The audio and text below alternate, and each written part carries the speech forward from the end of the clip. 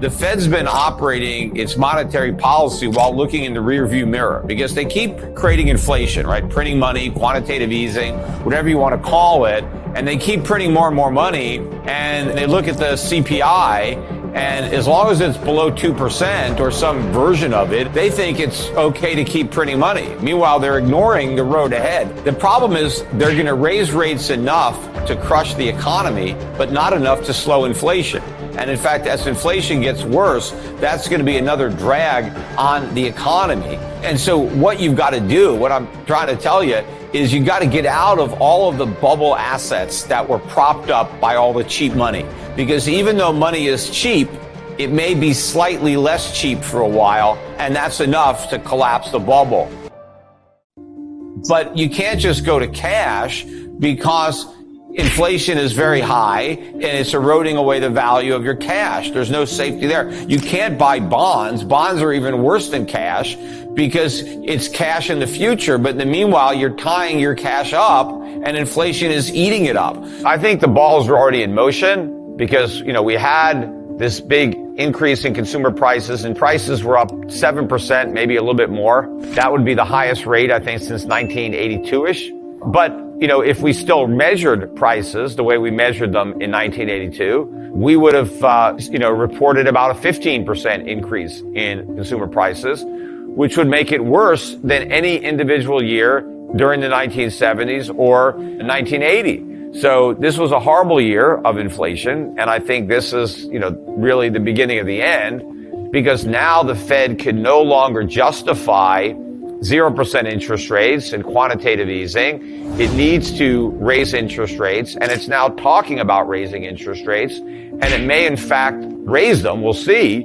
It may not just talk, it may actually do it. But the problem is even the rate hikes they're talking about are too small and too late to make a difference. Because the Fed is talking about raising interest rates. Well, we got 7% inflation. You can't raise rates 1 or 2%. Rates need to be higher than the rate of inflation if you want to slow the rate of inflation. So interest rates need to go, 10%. But of course, we can't even get near 10%. We can't even get to 5%. We have so much debt because of all the past money printing and all the stimulus of the Fed. They have created a situation where it's impossible to fight inflation, and so they won't do it. And that's going to be the seeds of the next crisis, because as the Fed is tightening up on its monetary policy to make it less loose, right? We're not going to have tight money. We're just going to have money that's less loose than it was before. The problem is less loose is not enough to sustain the asset bubbles, in a lot of these financial assets.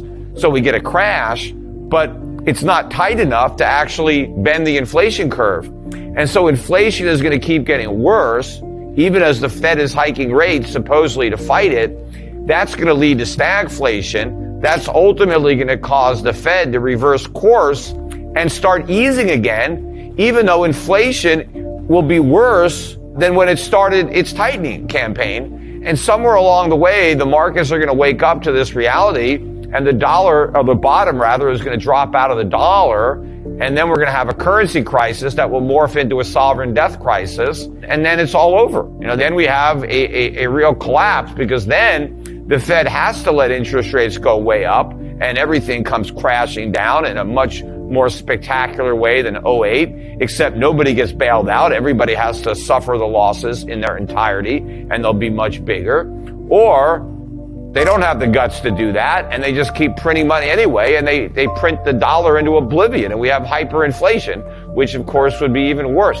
So people have to go out of these risky momentum stocks into value. And what we're seeing is a massive shift out of U.S. growth stocks to international value stocks, stocks in Europe, stocks in Asia, basic businesses that have real earnings right now, that pay good dividends right now. That's where investors are hiding out. That's why you're seeing some of these stocks up 10, 20% on the year with no news, even as U.S. tech stocks are cratering and all the bubble stocks, including the cryptocurrencies. All that stuff is going down. You got to get into real assets. You got to get into value. You got to get out of paper and you got to get out of U.S. paper in particular, because we've got the biggest inflation problem that we can't do anything about because we're so loaded up with debt.